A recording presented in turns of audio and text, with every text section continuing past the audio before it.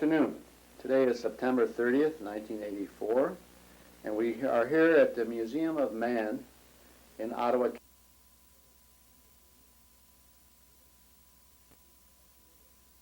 Florida. The Wenner-Gren Foundation and the University of Florida Department of Anthropology are producing a series of videotapes on the history of anthropology for the use of students and researchers in the field. We are extremely fortunate today to have as our guest Professor Mary Haas, who is Professor Emeritus of Linguistics at the University of California in Berkeley. We will talk this afternoon about the influences that shaped Professor Haas's career and her interpretation of the events that influenced the field during her time. I'd like to start this afternoon's discussion, Professor Haas, by asking you where you did your undergraduate work and what influence that had. Yes, I was born in Richmond, Indiana, and there was a small liberal arts college there, namely Earlham College, which is a Friends College. And I was able to get scholarships from them to have a four-year course there. And I studied the usual things, especially Latin. I'd already had Latin in high school, so I took more Latin in college and got quite advanced with that. During my senior year, I was browsing around in the library one time, and they had not much in anything that we would call linguistics today, but they had a few things. And I found a book by Sweet on phonetics, which is famous, and found that very interesting. And I also found another book whose author I can't remember, but he was talking about what we used to call comparative philology. And I found that the most interesting of all. Of course, with my Latin studies, you see, this would have been very interesting. And as a consequence, I determined, well, before that I had wanted to be a musician, but by the time in piano and so on, but by the time I got through college, it was too late. I couldn't afford to go to the Cincinnati Conservatory, which is where everybody went. And I knew that I was too old. At 20, you're not going to become a performing artist. So, the next best, I determined to go to the University of Chicago and study comparative philology, of all things. And many people, some of my professors there and so on, they couldn't believe, they didn't know what it was, of course. But one of my teachers insisted that I must mean comparative literature. And if you know anything about linguists, they don't like this harping on that we really think we should be doing literature, because we don't, of course. I mean, there is a place for literature in linguistic studies, but not in the way that they meant it. They meant the languages aren't important, that the literature is what is important. So I managed to get to the University of Chicago and did enroll in the Department of Comparative Philology. And one of the first things I learned when I got there was that there was a very famous professor that everybody wanted to hear, and that was Edward Sapir. And of course, the chairman of the Department of Comparative Philology didn't have much use for Sapir. He never knew what it was all about. But I did take a course with Sapir. He was, of course, in anthropology.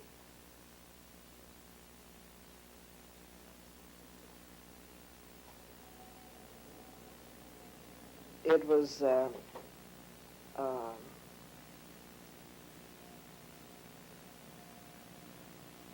interesting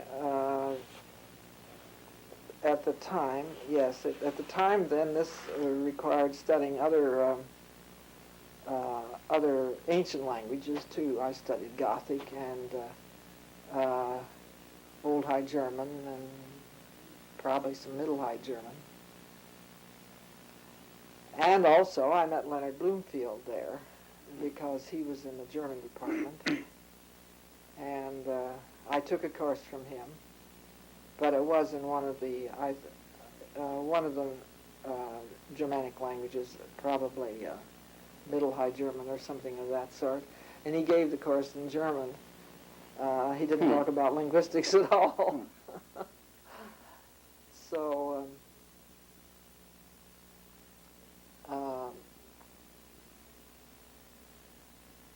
Sapir's classes, I started in the summer. I went in the summer. Of course, Chicago always has been on a quarter system.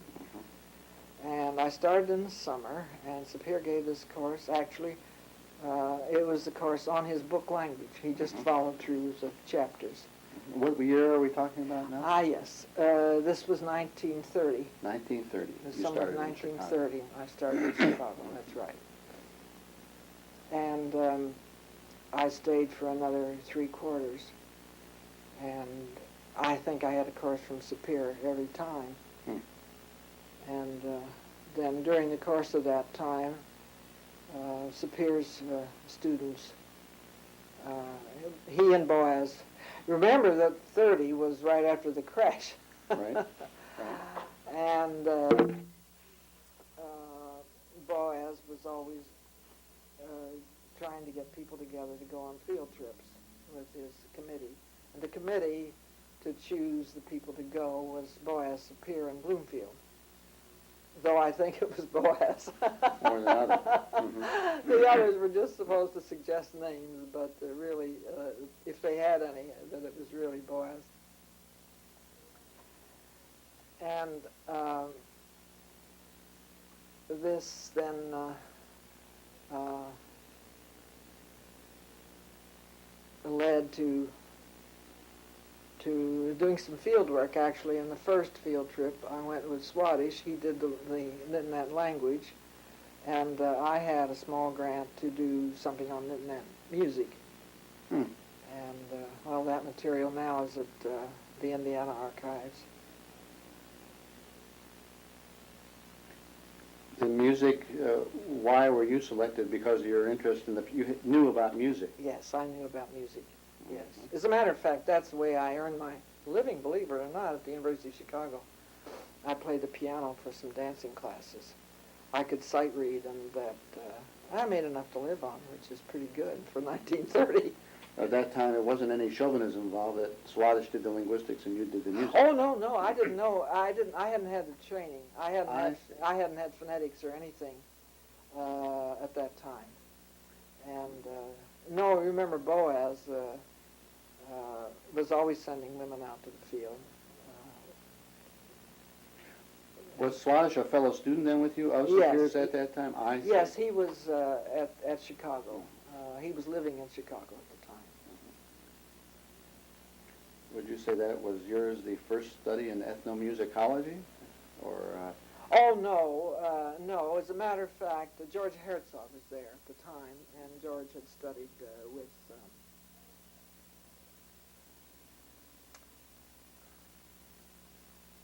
well, I better not say the name, I have forgotten, a famous German musicologist.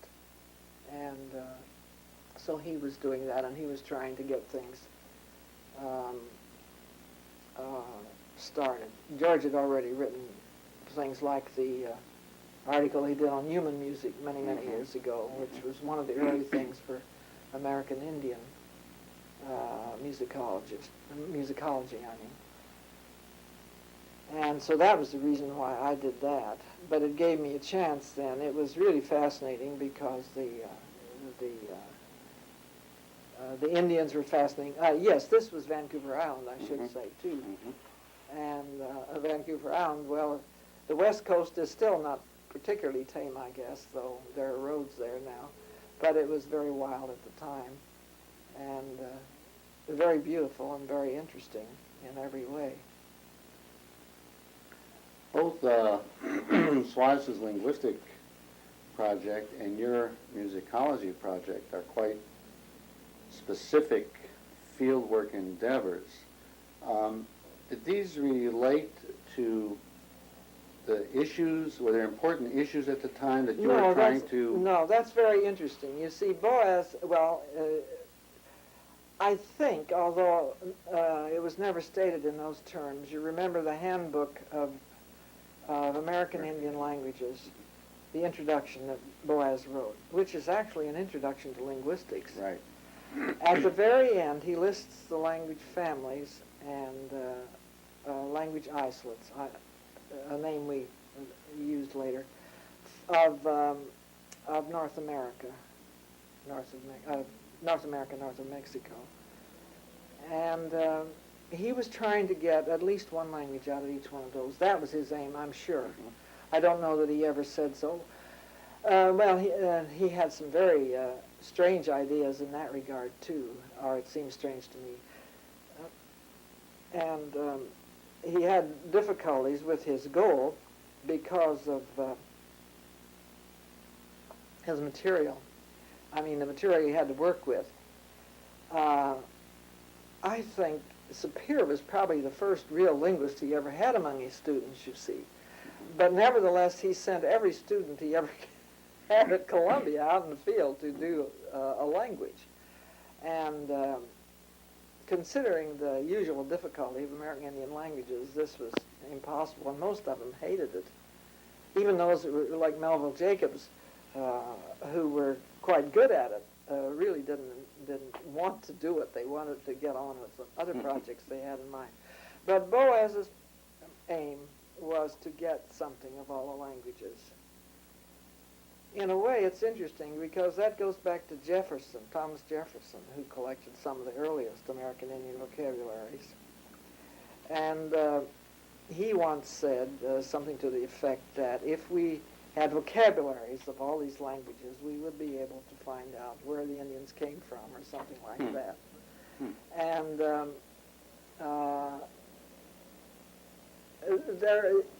it's an unstated thing, but there is this aim that seems to cling through it all, that if you just knew something about them, you would be able to figure everything else out later. And of course, as we know now, or should know, vocabularies are really not adequate to do anything, in spite of lexicostatistics and a few things like that. You can't even do you can't even do the relationships that way, let alone anything else. Is that because all the action's in the phonological level, or? No, all the action is in the whole language. In the whole language. Yes, that's right. So separating out any of the sections doesn't give you those answers. No, no. Well, then the issue then at that time, Sapir then, you say, following in Boas's tradition, was sending out people to get as much synchronic information as could be gathered about every aspect. Yes. Would that be a fair? Yes, except that Sapir did not put the same emphasis on synchronic that Bloomfield did later. In fact, his own interest was diachronic, in spite of what it may seem. For instance, Athabascan was much beloved by him, and that was because he could figure out a lot of things about the Proto-Athabascan. But in addition, well, it was the whole panorama of everything about language. Both Boas and Sapir, except that Boas made it one step further. He wanted the whole culture. He didn't want to have anything divided up, and language was a basic part of that, but it was only a part. That was true of Sapir, too, except that he knew, and his main emphasis was linguistics. Whereas, I don't know what one would say with Boas, whether it was physical anthropology. He was so good in everything, it's very difficult. But Boas started out as what we call a hard scientist, and by his own efforts became interested in what is called soft science later. But there was this desire to get all of these things done. And one wonders if it isn't almost part of a general guilt complex we have about the annihilation of the Indians and everything, somehow that we could atone for that by saving as much as we could. Hmm. It's strange. You don't know because these things were not discussed in these terms. They weren't, but you feel Oh, that was... no. You see, the thing is that the things that are basic in a period are never discussed. Hmm. You know them because you're part of it. And since everybody knows it, there's nothing to discuss. So that there was, that whole era of that group of people, there was an unspoken premise that we have to do this because of the terrible things that were done to the Indians. Well, who knows? It was certainly certainly unspoken, yes. Mm-hmm. And I don't know whether people who were born abroad had that same feeling either. I just don't know. I see. Both. I see. Well, of course, Sapir was raised in this country, but he was born in Germany. Professor Haas, you mentioned at least 3 or 4 interesting points in what you just said. I'll try and pick up a couple of those threads. One would lead me to ask a question, something in this vein. You wrote an article in 1976 approximately, I think it was entitled Linguistic Anthropology. It was in a review by several famous anthropologists on the field, the state of the art of... Oh, yes. Yes. And you titled that article Linguistic Anthropology, and you gave a review of thumbnail. You must have, I think it was probably given 45 minutes to give the whole history of linguistic anthropology. But something you said made me wonder, would Boas or Sapir have ever titled an article Linguistic Anthropology? No, as a matter of fact, I must have said then, as I've said many times, I don't like that term. I like anthropological linguistics if you have to do it. No, we didn't use those terms. We spoke of linguistics. And it wasn't necessary to modify it with a word like anthropological. That came later when these intense fights, shall we say, about theoretical matters came into vogue, you see. Then you had the anthropological linguistics as against theoretical linguistics. A theoretical linguist doesn't even have to know any languages. Okay, they won't like to hear that, but... I think I know... Well, there are some famous ones who only know one language, and to my mind, that's almost like knowing no language. You don't have any contrastive material to work with. Well, I didn't invent this term, and I don't know which scientists did, but you wouldn't expect a fish to discover water. So you can't expect a person who speaks one language to have any perspective about other languages. Professor Haas, without, I don't think we would get in trouble by naming names in this sense. When you say theoretical linguistics, Yes. are you talking about the transformational or the Chomsky? Well, era? no. Well, in a sense, that's when it first became the people overtly called it that. But oh yes, to get back to one thing, there was one thing that people were discussing when I was a graduate student. See, Bloomfield's revised book Language, that wasn't his first book Language, but his revised book, which was published in 1933, was an utterly different book from his first book Language. Now, the revised book Language discusses in particular the phoneme, and that started a controversy, well, that went on for how many years? 2 or 3 decades and maybe more. And then people began to search for theoretical justifications for this. And actually, you know, there's more continuity between those days and what came up with Chomsky than most people think. But it'll probably be the next century before people are able to really settle down and think about it. You see, you get into a fight about various different things. Why do you think that is? Why is there such, as I feel the same way you do, that I can see these links, that the there's not this huge gap between the Sapir, Bloomfieldian, and your type of No. linguistics and the Chomskyan type, but why has this huge chasm developed? Well, of course, my fight with Chomsky is that, and I think the group has gotten away from this now. They would argue that only a native speaker knows his language and only a native speaker can describe his language, but he must become a linguist first. Well, I mean, we would get nowhere if we did that, because 99% of the languages are spoken by people who will never become linguists.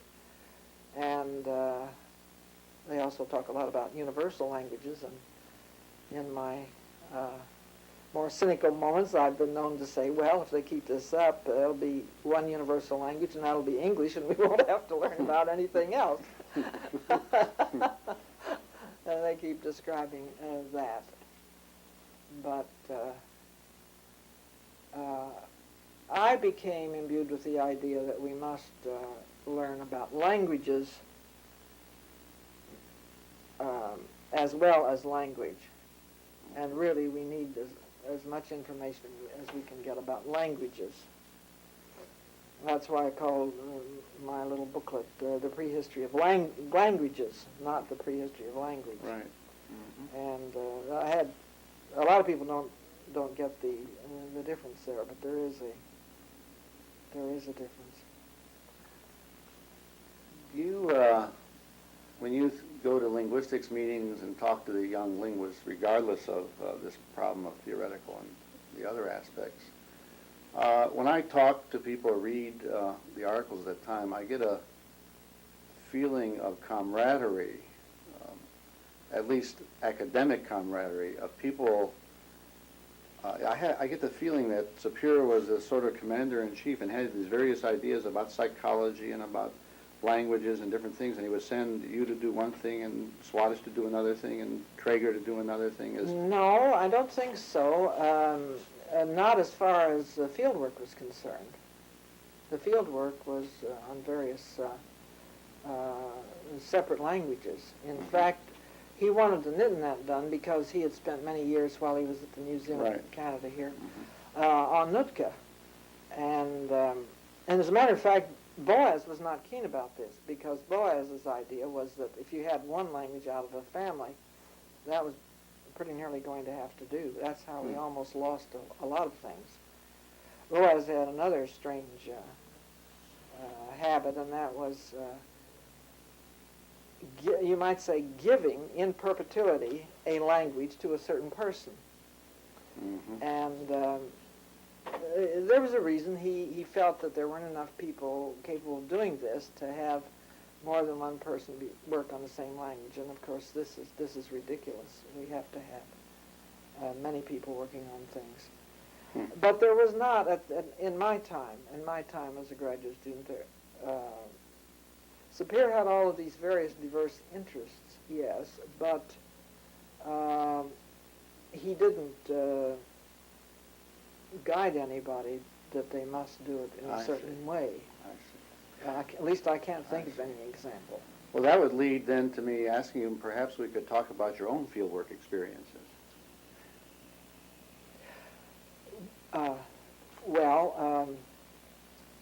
Again, you see, each time my language is picked out for me by Boas or Sapir or somebody like that. Now, next then, after I'd had a little training in the basics, because I had been studying the historical linguistics, the comparative philology at Chicago, then I needed some of the field training. We didn't. It's very strange. When I was a graduate student, we didn't even have a course in phonetics, let alone anything else. But what was training then? Well, that's interesting too. Sapir would give these seminars, and different people would talk about their languages, and we would discuss the problems. And he would talk about his field work and tell us his problems. And that's how we learned about it. And of course, he didn't limit it to American Indian. And in fact, he gave an ongoing seminar year in and year out called Primitive Languages, which was very interesting because the term is no longer used. In fact, he always apologized for the term. He says there's no such thing as a primitive language, which is perfectly true. But in order to get it past committees that pass on courses or deans that pass on courses, you have to say something to show that it's worth doing or that it's different. And that's how we learned of these different things. And then there was this idea of getting material on as many languages as possible. Well, along the lines that I mentioned, this list of languages and families that Boas has at the end of that introduction to the handbook, you could just see how he was following that. And so he sent me to work on Tunica and Swadish to work on Chittimashaw, and that was 31. We never got a chance to go back. Usually you got one field trip. Sometimes you got more if you insisted on it. But Boas had this feeling that time was short, which is perfectly true. But when I see the opportunities people have for working year in and year out on the same language and going into all kinds of problems, you see, it's really great. Well, how long did you have to spend at that time in 31 when you went? Well, I had that summer, and then I did it, and then next I was sent, I think, I can't remember, because then next I was sent to do Natchez, but I think that was 34. I can't remember.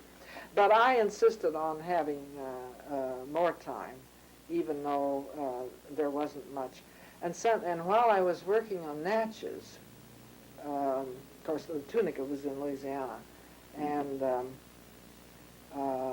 was really only one speaker. And that was another thing. Boas sent people to work on dying languages. To capture To capture it, yes. And, well, when you went there in 31, did that seminar with Sapir prepare you for what you found in the field, to do the field work? Well, who knows? I don't know. In a way, struggling with the knitting that the summer before had helped, and certainly the Tunica was much simpler in its phonetics. These Northwest Coast languages are notoriously complex. Of course, I think that was one of the things that always fascinated Boas, the quacule, which was one of his things that got him particularly interested in these things. But when you went, you knew how to do a phonetic transcription. Yes, we had we had coaxed Sapir to give us some training. We read the things in IJL and so on, and we knew the Americanist transcription. Sapir used that. He would write things in Navajo on the board and things like that. I don't know. Of course, at that time, we also, in 33, I think it was, a bunch of us got together and recommended a new transcription, which appeared in the American Anthropologist. And then we used that after that, for the most part. There has always been a difference between the Americanist phonetic writing and, say, the International Phonetic Alphabet and so on.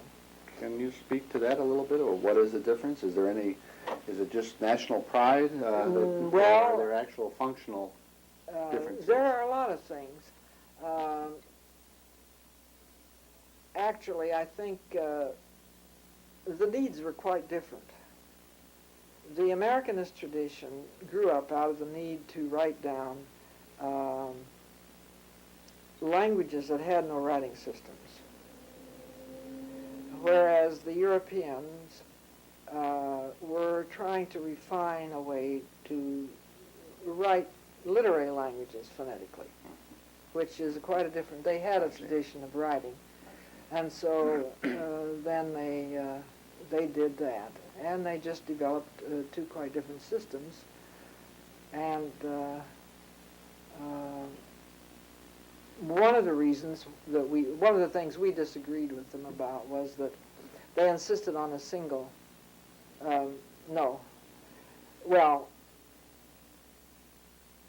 No, they used a lot of digraphs.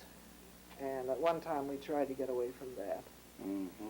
And in other words, we would invent, you remember the barred lambda, for instance, for the tla.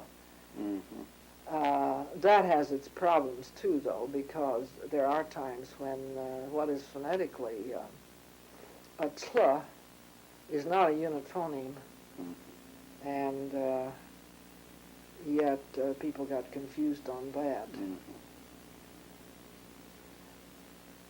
The other thing with the IPA was that it was more difficult to get some of the symbols like the scrolled S and so on. Mm-hmm. But, of course, then the Americanist became, of course, in the early days, the early things that Sapir wrote on Nootka are fantastic, really. And he was a most meticulous phonetician. Mm-hmm. And, in fact, that was one of the things that led to the development of phonemic theory. You needed to have a way to write a language in less than a few hundred characters if you could. But Sapir loved all of these nuances, and of course we needed this information. And it gives you information you can't see. For example, in a language like Nootka, if you have a back velar, pa, and you put that after a high front vowel, you get iq. And Sapir would write all that gradation in between the e and pa. You see, you can hear the tongue move to that position. And so this is important because the languages Aymara and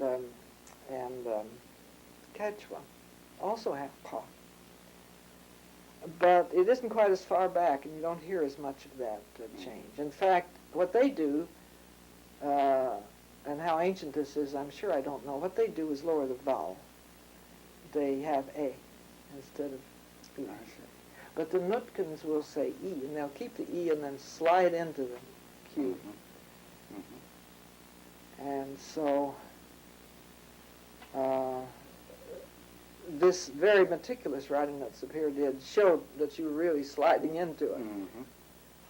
Is this where did Sapir learn himself to do this transcription? And is this your something of poetic justice related to your finding Henry Sweet's book in the library in Indiana? No, I don't think so. You see, the work that was being done by the Bureau of American Ethnology and all of that, and actually they're gradually developed, and some of the things that they used I've never been able quite to trace. Some of the missionaries in Canada were using some strange things, for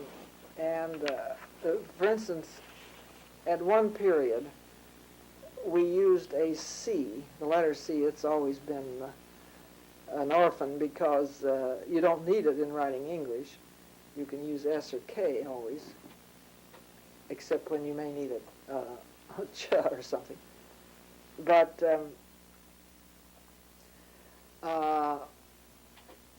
so C was used in different alphabets and with different values. But at one period, in the middle of the 19th century apparently, and maybe earlier, some bodies were beginning to use it for sh, what the IPA has the scrolled S. And so in the old work with the Americanist system, C was used for sh. And that, of course, caused some consternation because it wasn't readily understood. Missionaries were inventing alphabets right and left throughout the well, the 19th century, really this is something that deserves some careful study, and I'm not up on it. There was an awful lot of work on phonetics in the 18th century, I think, in the United States. And a lot of different people were inventing ways of writing languages, inventing alphabets, and so on and so forth. And, of course, the missionaries wanted something or another, and they usually made some adaptations. Mm-hmm. And it wasn't always in the same way, but the C for show was rather widely used. And then, of course, when we got this other one in 1933, we used the S wedge for that. Right. Some people don't like the that sort of thing either. Right. But Would you have any words of wisdom to present-day anthropologists who are going to be doing phonetic transcriptions in the field? yes, that is always a tricky thing. When phonemics first came, that caused a consternation among a lot of anthropologists because they had been told you must write this for that. You know, they were learning iota for I and epsilon for e and on and on. And once they had got that, they didn't want to change it. Then linguists came along. Well, in phonemically, you can write an I and an E, you know. I remember I used to argue endlessly with Leslie White. He could not get that through, he said. He never did understand it. And he was the man, you know, with all these ideas about symbology and so on and so forth. But he never could get that straight. And so, and Kroeber said, well, anthropologists don't want to learn that. They don't want to fool with that, Mary. Don't bother them with it. And we pointed out, well, look, once you work this through and find out what are the essential things to mark, it's easier, you see. And it's easier to print and type and everything. Of course, that was one of the things. It became impossible to print the thing. Even the way the Nootka was finally done, it cost a fortune to print the Nootka texts, even in 39. Fortune. But before one problem gets settled, people have fallen right into 6 other controversies. Right. The only way we progress, I guess, is to just replace it all and do something else for a while. Oh, The only thing is that then somebody rediscover, they're rediscovering the phoneme again. Right, you know? right.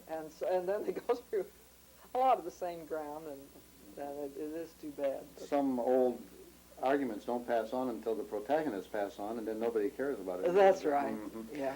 Just following that thing a little further, you mentioned missionary, you mentioned phonetics, and of course that is an area of anthropology, anthropological linguistics, and linguistics Yes. area where missionaries have, at least by numbers. I mean, you think of Pike and Gleason and Knight Yes. and people related to that type of thing.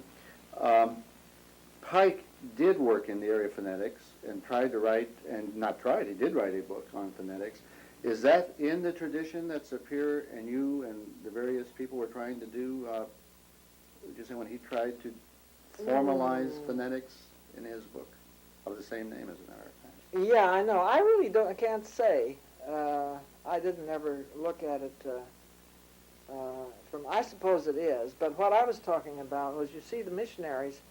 See, some of the best missionaries had been trained, especially the Catholic missionaries, knew Hebrew and Arabic, as well as some of the European languages, and so, and they would use the letters from the Greek alphabet and so on. You see, they had much more to draw upon, and they were often very good because of the fact that they had been exposed to a lot of different languages. I see. And their classical background, and Hebrew as well, you see. I see.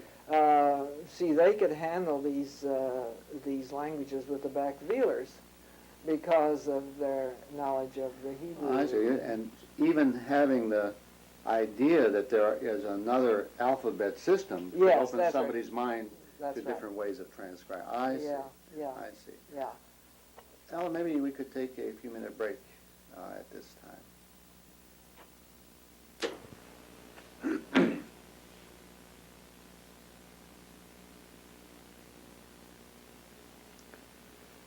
Professor Haas, as we were talking before the break, one of the lines that I was asking about had to do with advice to new students in going to the field of linguistics. Yes, the most important thing would be to get very good training in phonetics. And the unfortunate thing is that, phonetics that is geared to working with a variety of languages, not phonetics that may be geared to one language or two languages or something.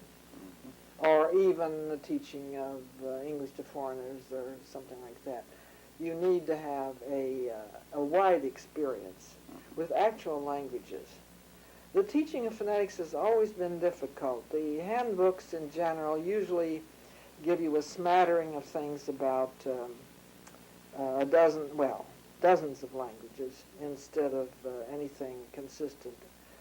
And yes, that's what I remember now, too, about some of the Pike materials. You don't usually have too many words that are closely similar in sound. You don't go through all the gradations of the front vowels in a single language. Yeah. But you need to know these gradations because as you move from language to language, Right. you will have different Yeah. ones. Yes, indeed. And so once in 1,000 times you may have some very subtle distinction. Well, that's a little too difficult to illustrate right in a brief time. But you do have to have the phonetics first. And unfortunately, in recent years, the training has just not been very good for the most part. There are a few places where you can still get some. But in many places, it isn't adequate to tackle a really difficult American Indian language. And that is too bad. Somehow, a number of things happened. The fragmentation, really, of linguistics. That is, you were. And then of course,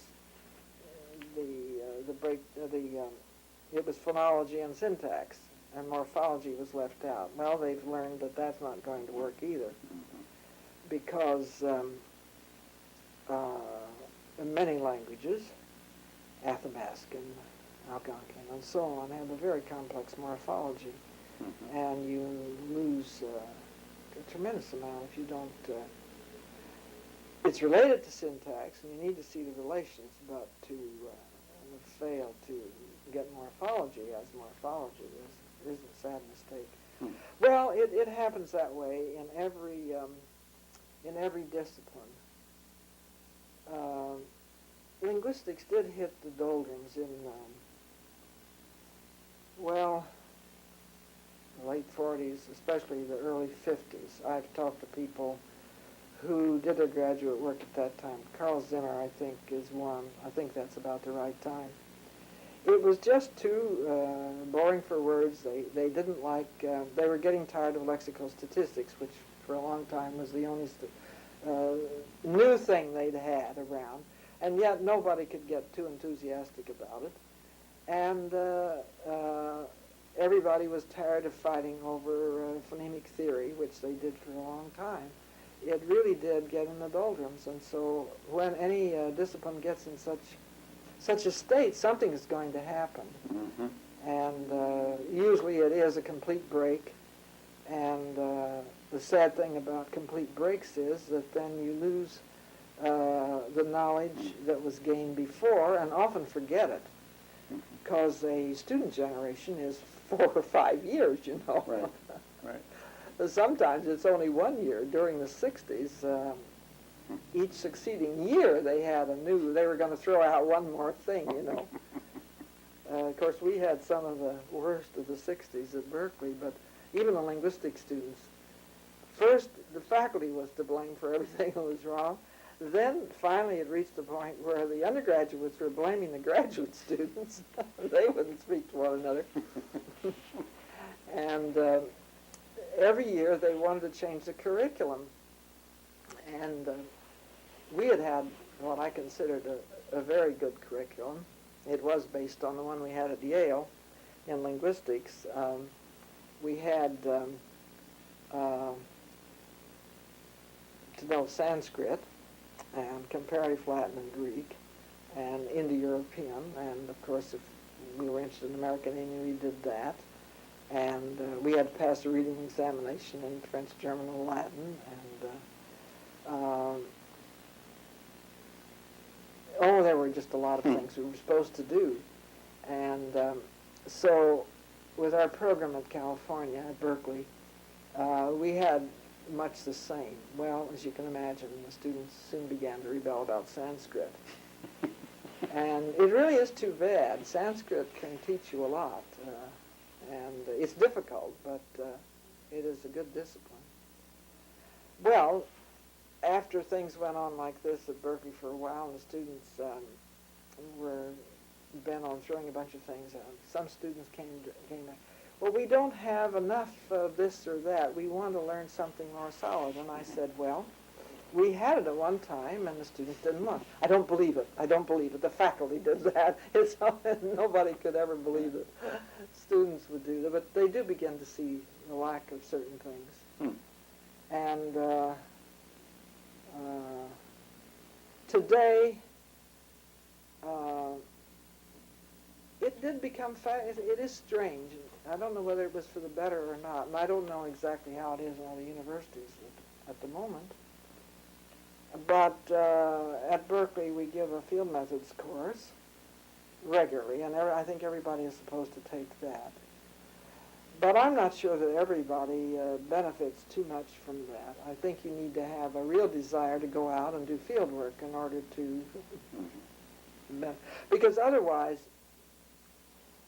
well, yes, at the height of one of the fads, when they were analyzing relative clauses, one of the last field methods classes I gave, the students had heard about nothing in their other classes except, at that point, relative clauses. So they were badgering the poor informant to come up with relative clauses. Well, there are languages in which relative clauses are of no significance. In fact, it is a mistake to harp on that. Well, they just became incapable of thinking things through. And so I don't know.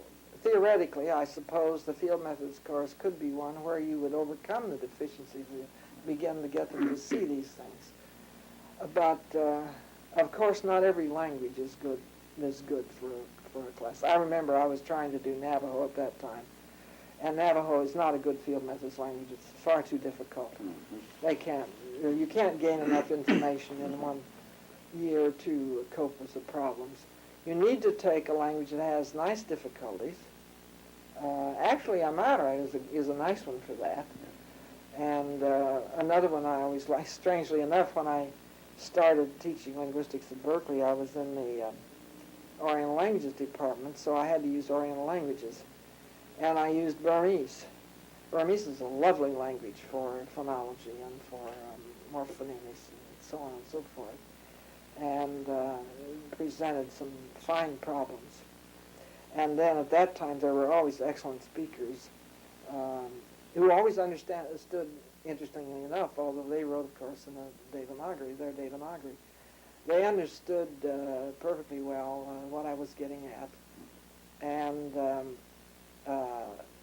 really enjoyed the mistakes the students would make in their interpretation, because each succeeding class would make the same mistakes, you see, and have trouble when they, of course, then they sometimes began to spoil them a little and emphasize the ones that they knew they were going to have trouble with, you see. They were really very, very clever with that. But I've had Indians that were able to do that, too. You mentioned at Berkeley, and then you mentioned being in the Oriental Languages Department. But you're describing a situation where there was a separate Department of Linguistics, and this field methods course is part of a Department of Linguistics repertoire of Yes, courses. I've got the time segments all mixed up.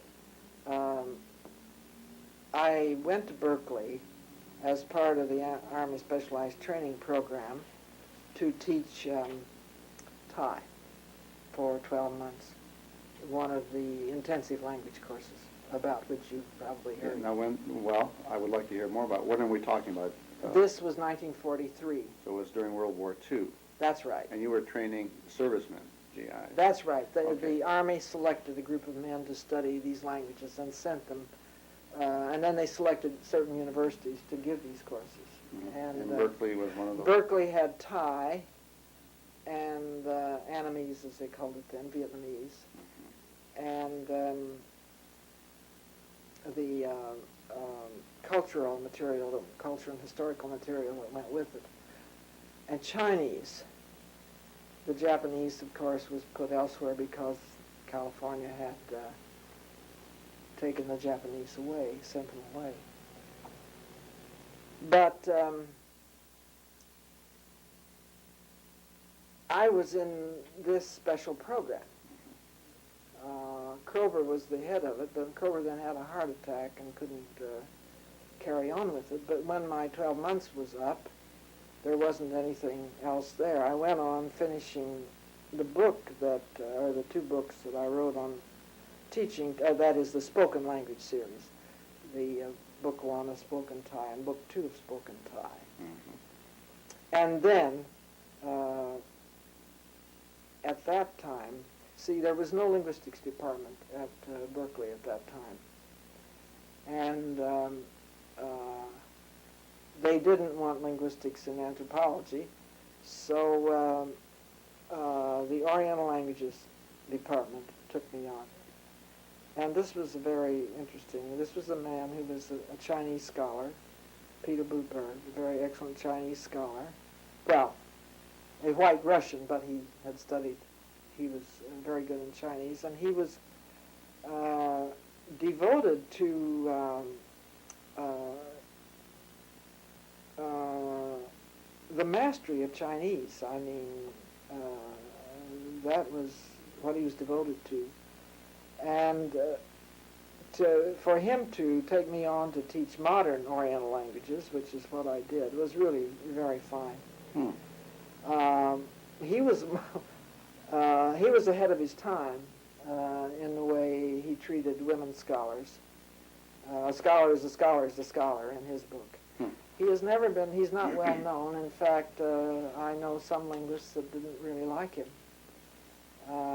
But I always found his attitude very excellent. In fact, I think I wouldn't have had a job at Berkeley without him. And then, within, I don't really know anymore how long it was. It was quite a while. I gave field methods, but I used Burmese or I think I used Thai sometimes. And I gave phonetics. I even gave, did I give a course in American Indian at that time? I can't remember. I mean, besides the field methods. Well, however it went, I think I did. In fact, Peter Bootberg would say we've got trans and cis linguists, trans and cis-Pacific languages in this department, which was really very good. Well, there's a good reason for looking at it that way. If you look at the way even the sounds go, from California up through western Canada, up through Alaska, and then on down to Siberia and Korea and so on, you see a kind of a continuum. And you see nobody ever gets that perspective. They don't study that because our line, look at our maps. Where's the line that's drawn in the middle of the Pacific Ocean? If you take a map and make the line in the middle of the Atlantic Ocean and start looking that way, which is what we should do, especially in California, because that's the way we are and that's coming to pass now. The outlook in California is toward the Pacific Basin more and more. But it is quite a wrenching struggle to get that across. Well, at any rate, we were gradually trying to get a linguistics department started.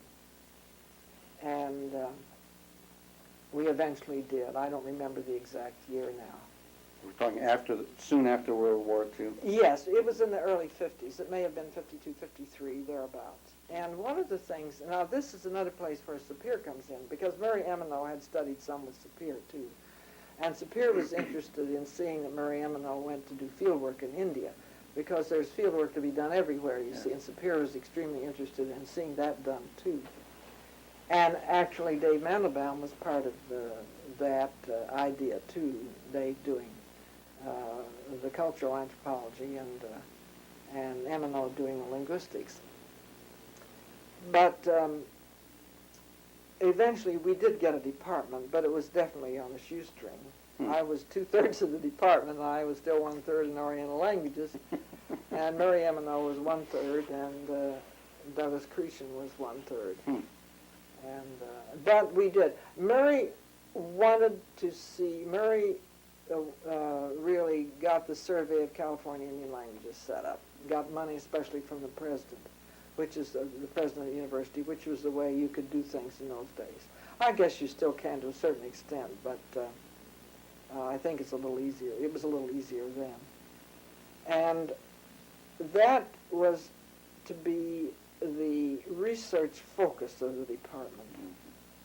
I think science departments often had that kind of an idea, have a certain research focus. And he really had gotten that from Sapir.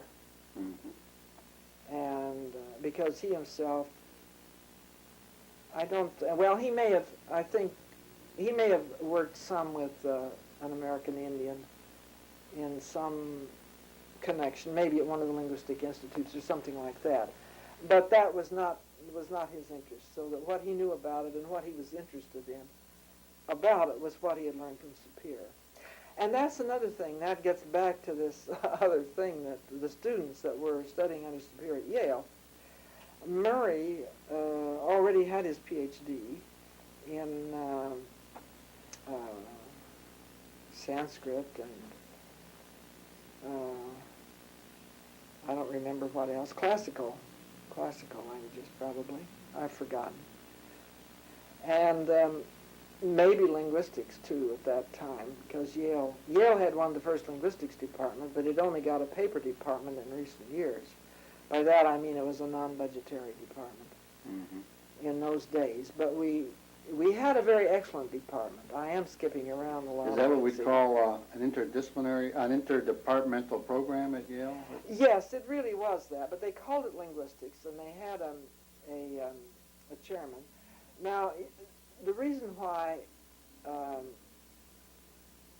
part of the reason why things were a little different is that at Yale and Harvard and other Eastern universities, the graduate division is separate from the undergraduate division, and the graduate division is the budgetary department alone. I mean, and if you wanted something, you went to the graduate dean. Now at Berkeley, this is not the case. Well, now they've got departments divided up into blocks, social sciences, for instance, and so on. And then you get a division dean, and then you get a departmental, and then you get a lower dean, and then you get a chairman, and so on. It becomes terribly complicated. But you go for your money to the dean of the undergrad. The undergraduate thing is it. I see. And the graduate dean has no money. I see. He can have something to do with policy, but if you don't have the money, you don't have the clout. That may be true. I was wondering, we're talking about the early 50s, and what was happening at Berkeley, was that fairly then typical of when departments of linguistics began to emerge as separate, either budgetary or identifiable units? Yes, I think so. And what happened was very interesting in that regard, too. It arose out of our work on these languages to teach the Army. And the American Council of Learned Societies have been very instrumental in that. And the man who was the Secretary of the Linguistic Society at that time, Milt Cowan, was a great organizer and he persuaded the Army to do this kind of thing. The American Council of Learned Societies, with Mortimer Graves at that time, had before World War II seen the handwriting on the wall.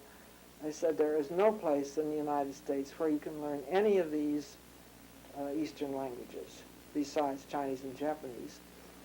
And even for them, you spend 10 years and maybe you've only learned some ancient Chinese or something. What good is that going to do you if you're in the Army and land someplace in the Far East? And so there had been pressure. And see, this was very hard because the tradition of Oriental languages everywhere in the country, it is fantastic. If the language wasn't written down, it wasn't a language. Right. And they couldn't solve their problems about prehistory or anything else because they only worked with the written languages. And mostly they couldn't interpret them properly. So they got into lots of trouble. Well, at any rate, our program in teaching the Army was so successful that they wanted then to set up places where you would emphasize learning the language and then learning the literature. And the big experiment was set up at Cornell, and Milt Cowan headed that for a while. And they really did separate it into two parts. They had 2 years, for instance, of spoken Chinese together with all of the linguistics and the phonology and so on. And then they went on into the literature classes. I see. And this was separated linguistics out from anthropology, for sure.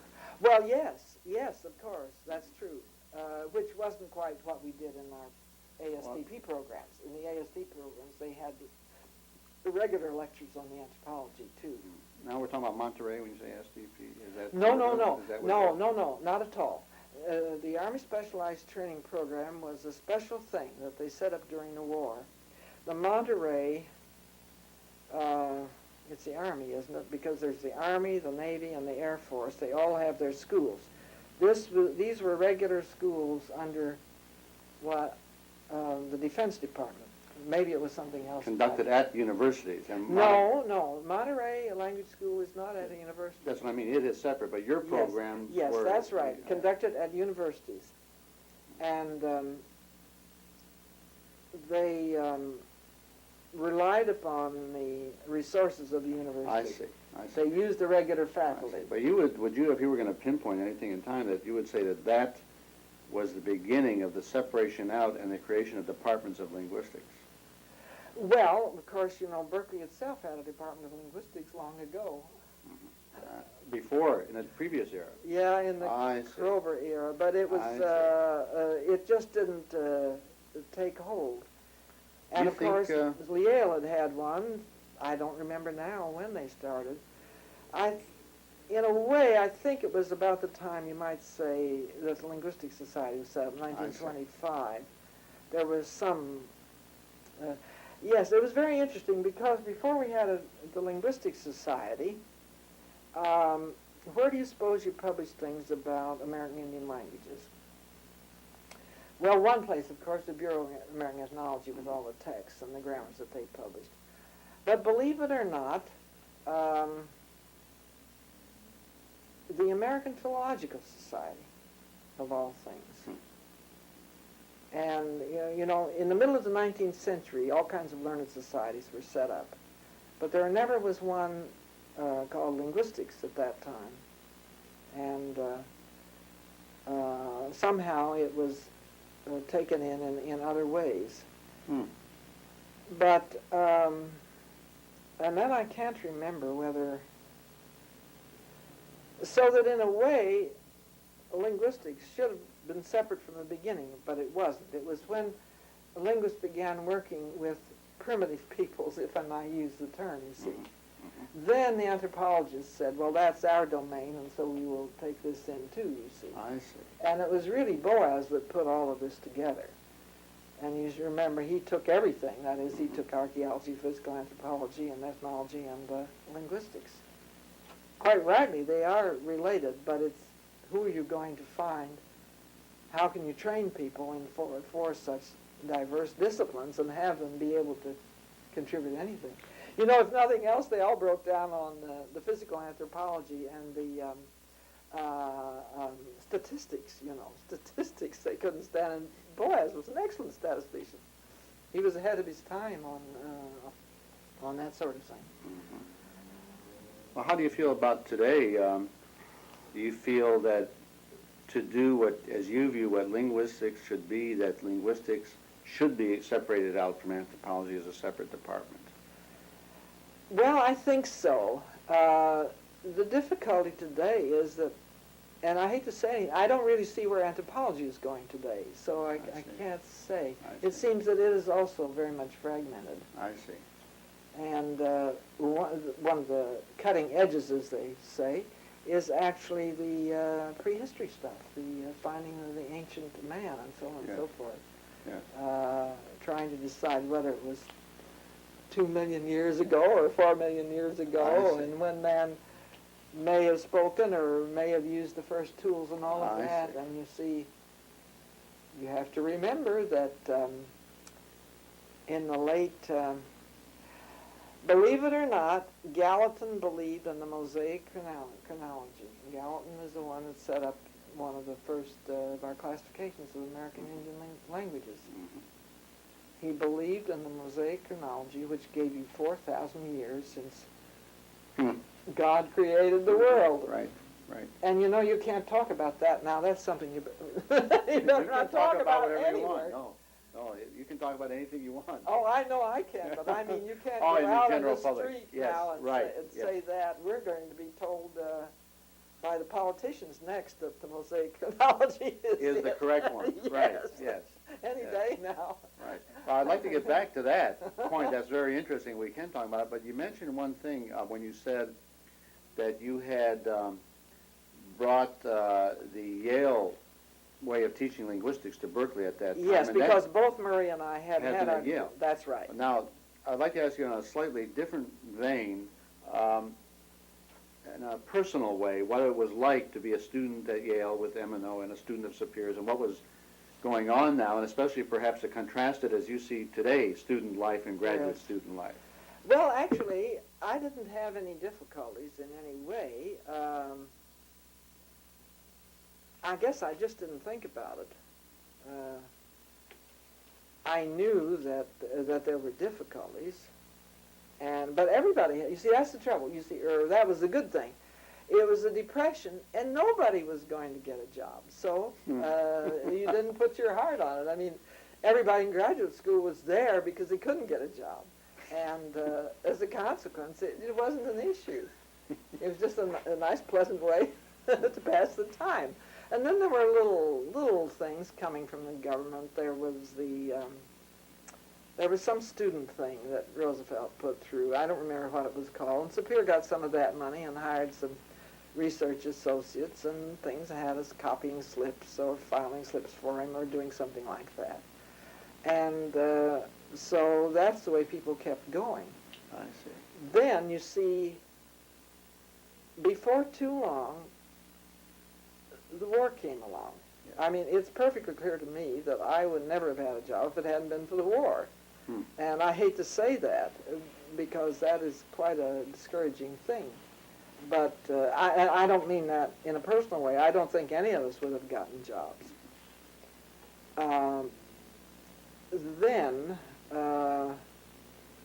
today, I don't know. Students, at least at Berkeley, are, from what they tell me, I'm not in as close contact as I once was, they seem adrift. Each faculty member seems to have a different perspective, and this is very difficult. There are so many different biases and attitudes that, and I don't know of any place where they have a consistent line.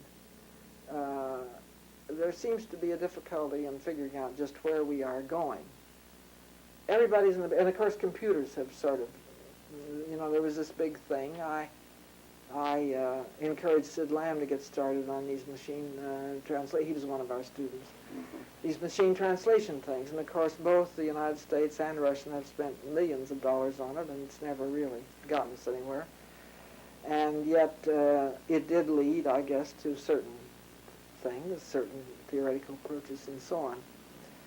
But I think in general it's there is no yesterday in any of the in any field. It's something is happening and we can't quite see where we're going, and it's very hard to prepare for it. And I think that's literally true. It is very hard to prepare for it. No, yesterday meaning people are not aware of the history of their That's field. right. That's right. Yes, yes. That's Yeah. right. Mm-hmm. I find with my students, when not only not being aware of the history, also having very limited outside knowledge. In other words, I can teach them my special area, but if they are not familiar with the social and cultural milieu around them and know about history, and you cannot teach them all of that, and that seems to me something that is lacking also. I get the feeling when I talk to you and know your generation of students that were students of Sapir, that over and above their personal idiosyncrasies, what held them together was, like you used the word line, a line of perhaps, I would like you to describe it, despite of their diverse socio-political economic backgrounds, there was a line of devotion to some scholarly endeavor. With that? Yes, definitely. There was, and of course, our generation still believed in something called progress. Everything you did was leading you further ahead, which is interesting, too, because I think there's even doubt today in some students' minds, what is progress? Where are we going, you see? It is a very difficult time, and I don't know what, say, the little ones, 4 years old, and as they grow up, with this threat of the nuclear holocaust, they're being scared to death. I don't know what they're In other words, you might think that feeds into the idea of live today. Why? Who cares about yesterday? Well, yes. Because there's not going to be a tomorrow. Yes, and I don't mean necessarily to make merry. I think they're almost too scared to make merry sometimes. Yes, right. But it does give pause to a faith that things are always getting better. Yes, and that was the faith at that time. That's It was right. very hopeful. That's right. That's interesting. Well, let me ask you, to have faith at that time, to go back to something you mentioned, and perhaps to pursue it. You mentioned the gentleman who was in charge of Oriental languages. Yes. Who took you in. You mentioned very specifically, to point out something positive, was that he treated you as a scholar, and the fact Yes. that you were a woman, Yes. because you said a scholar is a scholar. I am taking then the jump to say that not everybody in those days treated women as scholars. No. Okay. Could you speak No. about what it was like to be from the standpoint of a woman at that time? Well, the funny thing is that I just managed to escape it. They did want to set up the linguistics department, and I don't think even Murray would have necessarily have wanted to have a woman, but there I was, and I had had the same training. And so I was taken in, and there were very few women professors, very few. And I became chairman now because there was nobody else to get to be chairman. I was actually chairman for 7 years. I remember one time, and it isn't a matter of being a linguist, but just being in Berkeley. For one thing, at the time I went to Berkeley, I would say 2/3 at least of the students were men, because of course there is the emphasis on the hard sciences and on engineering and other things that at the time at any rate men specialized in to the exclusion of women, partly because they were kept out, but partly because they didn't seem to be too interested. And so there were very, very few women faculty members. Even those that there were, they seemed to be relegated to certain departments. They were relegated to language departments, that is like French and German and so on.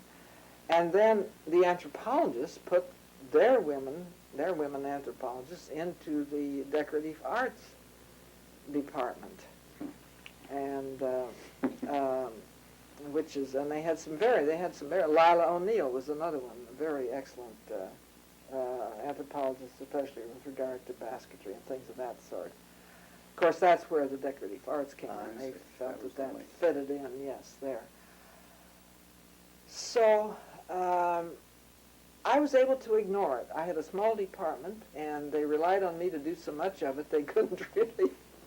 If anything, you see, I was the junior, well, that's it. I was the junior member of the department. Well, you know, the junior member of the department has to do everything. Right. And so they didn't have any choice. But to let you do it all. That's right. There wasn't a man that they could turn it over to unless they wanted to do it themselves. Right. They didn't want to do that. They didn't want to do that, no. And so if a student came and somebody said, well, we want a seminar in this, well, Mary, you give it, you know. I don't even know how they fight, the faculty fight now over, they don't want to teach more than 4 hours a week or something of the sort.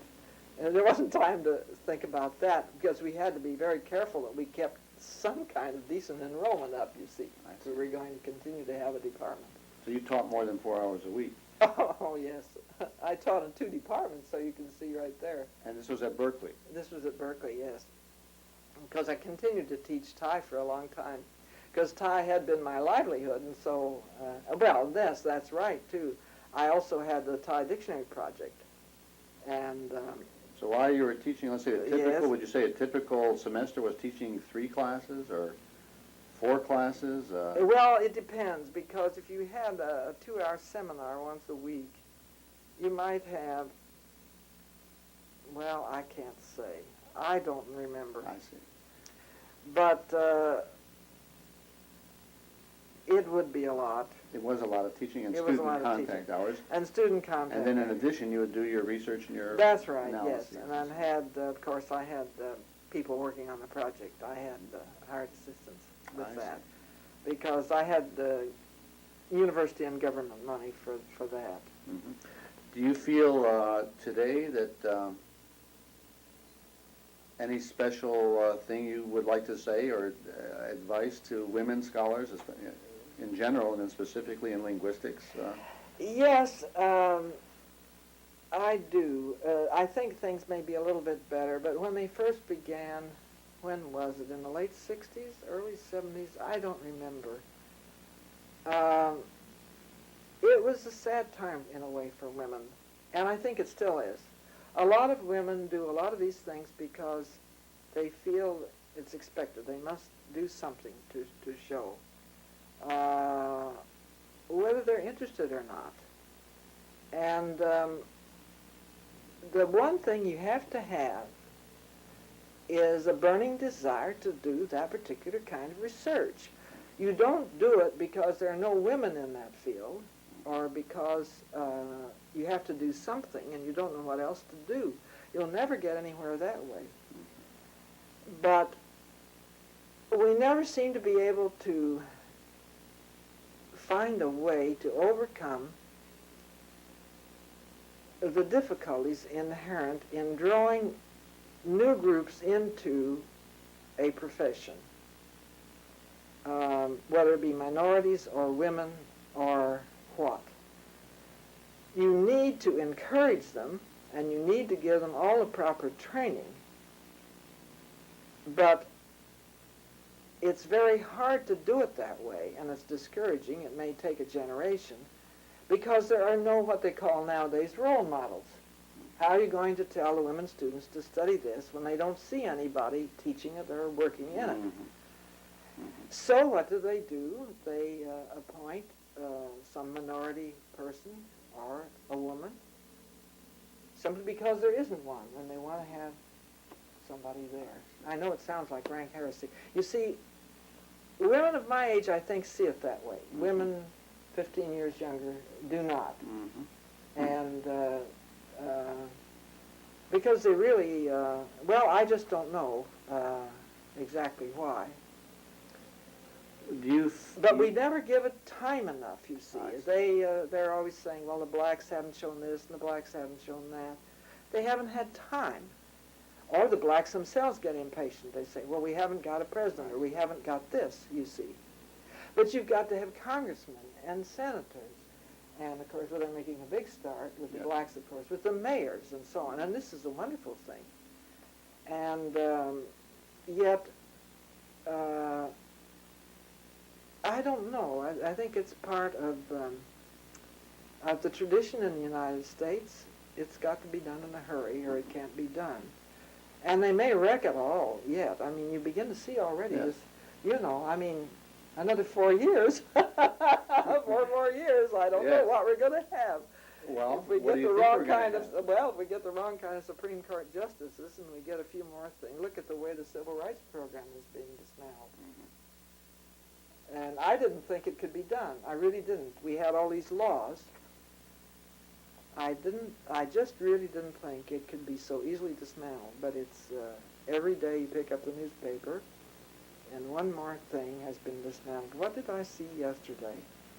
I couldn't believe it. Well, I can't remember.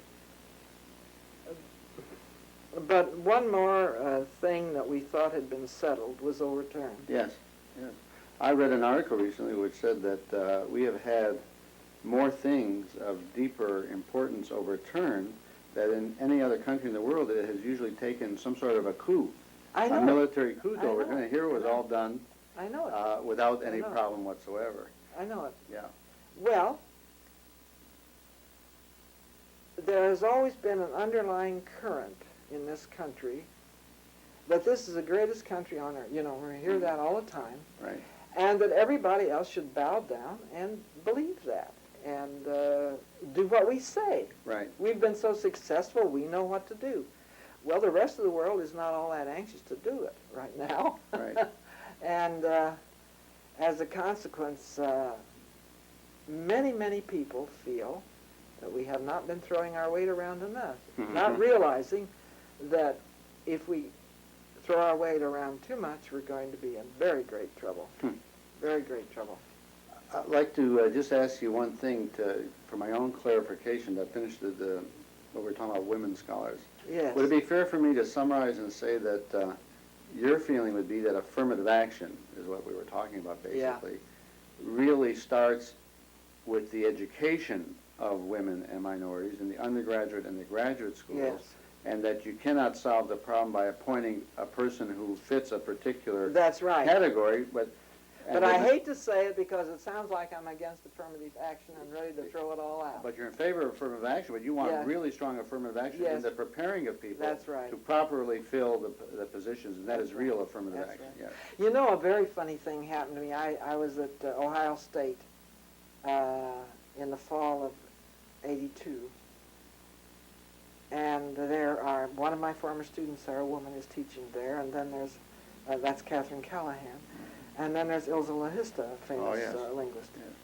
They both said to me, and it was very interesting because I hadn't thought about that, they said, Mary, you're the last woman we can think of who got where you are and not as a token.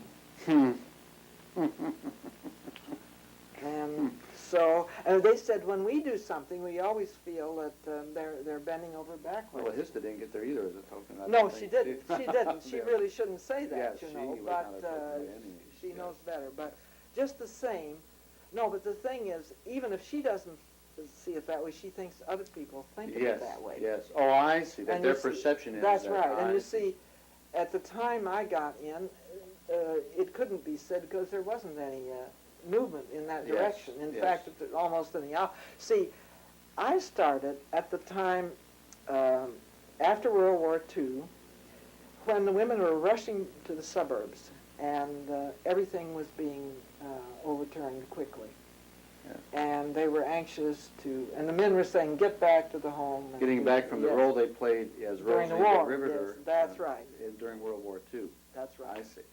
So that was a very traumatic time. Of course, that makes your point. It's very interesting how during that period, women, they found ways for daycare centers, and when they needed women to work in the factories, they all came, and as soon as that need was over, they, as you say, they went back to the suburbs. That's right. Like that. So I guess it depends on broader social. It does, indeed. It does happens. indeed. Yeah. And it is amazing how fast some of those things can change without, as you say, a coup. Yeah, right. On that point, I'd like to take a brief break for a few minutes. Sure. Conrad Kern.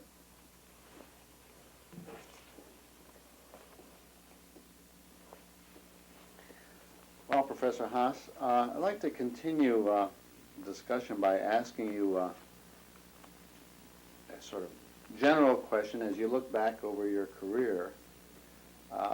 What do you think were the satisfying experiences you had in your field work and professors and the students you taught, in general, the happy, enjoyable times as you look back? Yes, well, with field work, I always enjoyed working with the Indians very, very much because invariably the best ones and the ones that had time to work with you were the older ones. And they, especially at that time, that was before we had some of the Indian movements in this country long ago. The older Indians were neglected by the younger generation, and they felt it very much. They couldn't understand why a white man or woman would come and show an interest in their language when their own grandchildren wouldn't, or their own children wouldn't. And so they were only too happy to talk to you and tell you everything that they could remember and teach you the language, and they were always delighted. I never knew one that wasn't. But and of course with graduate work, it was we had a very interesting group of people working together, and that they were all interesting. And among other things, a bunch of us at that time were interested in doing more with the classification of the American Indian languages. Yeah. Sapir at the time had lost interest in that. We had a difficult time getting him even to talk about it. But Ben Worf was there. He was one of the visitors to classes. And George Traeger was also interested. And he and George, well, they did that very good paper on Tanoan and Uto-Aztecan, a classic, and so on. So that was a very interesting piece of research that bound several of us together. Although it didn't continue much longer, that became something that sort of faded out, or else there became a search for quick ways to do it. And then as far as, yes, excuse me. Yes. Graduate school then, it was a happy time for you, a time of not only, sounds like, of learning a lot and intellectual ferment, but oh, it was. Camaraderie. It really was. It was quite amazing. All things considered, we didn't have much money, but we. I mean, you know, a dozen eggs was a quarter or something, and it's incredible. But we did. We sat around and then at Yale, Sapir had offices in the Human Relations building there, and it was near the medical school. Well, it was just across the courtway from the medical school. And the medical students had a tea every afternoon, and women would bring in big cakes, you know, and there was coffee and tea. All you had to do was walk over there and partake of coffee right. and tea and cakes, right. and sit around and talk linguistics. Nobody cared whether you were a medical student or not. Right. And it was all for free. So we often did. Some of us, there were 2 or 3 of us, often did that. And so it was a really very happy time. And then, of course, we would get together and talk about our field work and so on. So you learned a lot from the other students, not only yes. from Sapir, but these other people there were there with you. Absolutely. Yes, we did indeed. And that was a very... And then I always wanted to try to have something like that for our own students. Yeah. It was never quite as easy. We did have a kind of a linguistic club at which different faculty members would come and talk about their research. And later on we tried to branch out a bit and get a student or something. They don't do that so much anymore, which in a way is a shame. What they want to do is invite in outsiders, you see. I see. Which is fine, but then you have nothing where the group itself gets together, and that's too bad. And so today you don't find this camaraderie amongst the students that you had in your... Well, now, of course, I really don't know how the students feel about it. I see. So, Right. but it doesn't seem to me that there is the same thing. There aren't the same opportunities. Well, other than as a group, can you look back over the years of students you have taught and served as their PhD chair that you have good, warm, satisfying feelings about? That Yes, they were... I was very fortunate in my students. I had a lot of very good students, and our research money was the Survey of California Indian Languages, and later we changed the name to Survey of California and Other Indian Languages, because we eventually had students that wanted to go elsewhere.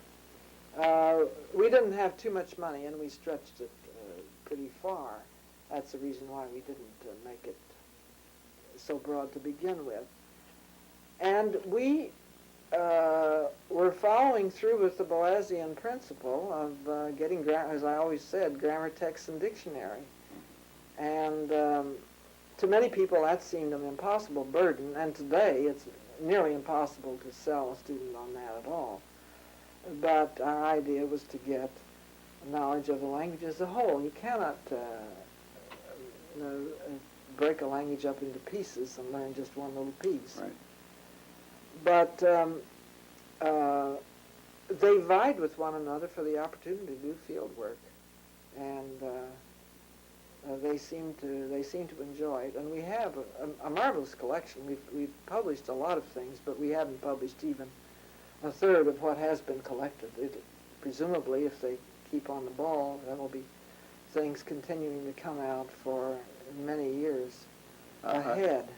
Are these people, are they now in positions in universities or in A lot in of the them government? are, yes, a lot of them are. Name or indicate? I always hate to name names because you always forget some very important ones. But I never. Well, we can say never that gonna- if you've forgotten any, they're the most important ones, Yes. and the ones that we've forgotten. Well, that's right too.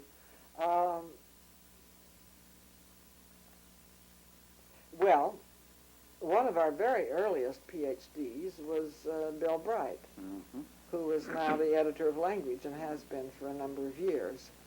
And he did work in Northern California on the Karok language, and he actually published a grammar, text, and dictionary of Karok. And he continues that tradition at UCLA. Mhm. And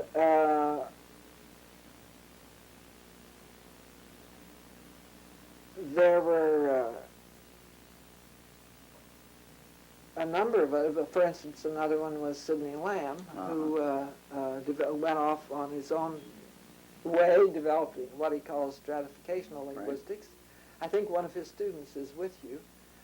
And he... You mean at the University of Florida? Yes, yes. Professor Solomon, yes. Yes. And he did Mono, but not published it. I don't think he published any of it. Very interesting, though. He's a very interesting, because he's a very brilliant man, but he's a very interesting example of something which you see now and then.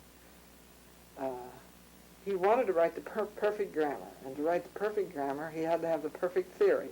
And to have the perfect theory, you had to really sit down and work throughout your life, I guess. Mhm. And so, as I've said, the perfect grammar is the grammar that's never written. And so we have a few perfect grammars coming up. Actually, my students are scattered all over the United States and some elsewhere in the world. Well, Harvey Pitkin is at Columbia University, and he has worked. He hasn't published too much on his Wintu language, but I think he's getting ahead with it now. And Sally McClendon, who has done excellent work on Pomo, both she's at Hunter and at Cooney. And she's done not only synchronic work, but comparative work.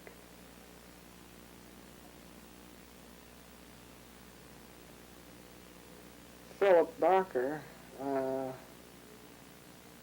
who worked on Klamath, actually, he started out as a student of Mel Jacobs, and he actually worked up all of his Klamath too, but he didn't stick with teaching linguistics. He went off into Near Eastern languages, and that is what I think he's at Minnesota now, but he did do a very interesting piece of work there with the Klamath. Most of the early ones were men, of course. As I said, that was what we had for the most part. Then we began to get some women. I think of Catherine Callahan, who's at Ohio State University, and she has taken up Miwok as her domain. She's written dictionaries of several Miwok dialects, and also does a lot with comparative Miwok. She has a great many other interests, though. Women's movements and things of that sort. She's interested in. Does she teach a course in women's language? I think she does. That became one of the things that people were doing there for a while. Or they still are, I guess. Yeah. And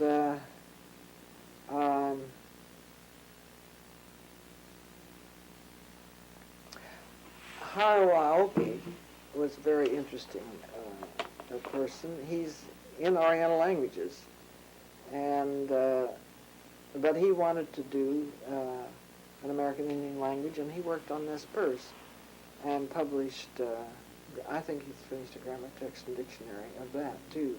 Although not all of his texts are published, they're on their way, I think. Oh, maybe I think there's still some more to be done on the dictionary. These are, long projects. Yes. Actually, ideally, you need to have your text published first and then give citations to the text in the dictionary so that people can find examples, you see. Yeah. But it isn't always possible to do that, and so that doesn't always get done. Just a little sidelight on this. You mentioned Professor Callahan being interested in women movement Yes. stuff and women's speech. Of course, you wrote a classic Yes, on women's speech. And I haven't done the research on this, but it may well have been the first article. No, it might have been the first by a woman. I don't know about that. But Sapir did a couple of things, Can you talk about what Sapir did and Well, and what he you did. did on that? He did male and female forms of speech in Yana, and did he do another one? I don't know, but that's what he did, and that was, of course, there have been other things. Jespersen and others have worked on. Jespersen especially noted some things in European languages as well as some other things. It was just, it was part of the Sapir tradition. When you did a language, you paid attention to everything. And that, even in my time, was a hard thing to get students to do. Some students didn't really care, as they should have, about cultural items and the terminology. See, there's tremendous vocabulary that goes with that. So you're saying that the interest in men and women's speech flowed from an interest in the total culture, and not from a feminist. Oh, absolutely, absolutely, and on my part, too. Of course, that was very interesting because I wasn't looking for it. And it happened in a very interesting way. And I've had this experience since then, too. And this gets me into another thing, too. We didn't in my early days, think it necessary to learn to speak the language. And I'm sorry now that we didn't. But anyhow, that was the theory then. However, I always did do some speaking and read things back and so on. Well, I was working with my co-Assadi informant, and one day... That's in Louisiana. In Louisiana, yes. And one day, I said something or another, and he said something to the effect, that sounds fine, but there's one thing. You're a woman, you should say it this way. Mm-hmm. And you see, it sounded pretty good to him. And, but he thought it was good enough that he could correct me and get it just right. Right. And I had a somewhat similar experience with Thai later on in life. I learned I wasn't going to teach the Army to speak Thai if I couldn't speak it myself, although plenty of people did try to do that sort of thing. I didn't want to do that. Well, I had a time. I would play cards with them and do all kinds of things, and I would say things and people wouldn't pay any attention to me. One day they started answering me in Thai, and then I knew I was there. Right. So, but it's hard. You have to just keep pegging away at it. And so, yes, it was part of getting everything, but it was part of getting the cultural basis of language. Right. And unfortunately, Bloomfield just simply didn't have that perspective. And that makes Bloomfieldians mad, but it's perfectly true. You can see it even in the work that some of the Bloomfieldians did. You see, when we did these things for the Army, we did all these manuals. I don't know whether you've ever seen any of these spoken language manuals yes, or I not. Have. And Bernard Bloch, the famous Yale linguist of his time, did Japanese. And I have never met a Japanese that liked that book. He did not understand their most common criticism, which they would never tell him because that wouldn't be polite, Right. is that it is children's talk. Not baby talk, but just children's talk. Right. Incomplete, not adult talk. Right. And the reason was that the polite particles were not used. That absolutely you must know. And so Bernard was interested in getting all of the basic facts of the language, and he didn't see the significance. So there was that problem, and that became a problem with some of the later students in linguistics. And I kept insisting to my linguistics, we go study anthropology, but it just became harder and harder to get them to do it. I think they're beginning to come back together again now. I just don't know. I'll have to try to look into that sometime. But there was this time when they did try to sort of separate out and say, there's so much to study, you know. Yeah. Students get discouraged with too many things. Right. Well, we really want to appreciate your talking to us this afternoon, Professor Haas, and it's been very enjoyable. And I know there's a lot more we could talk about, but I hope the students will look up your name and read your text you've written. Thank you very much for being with us.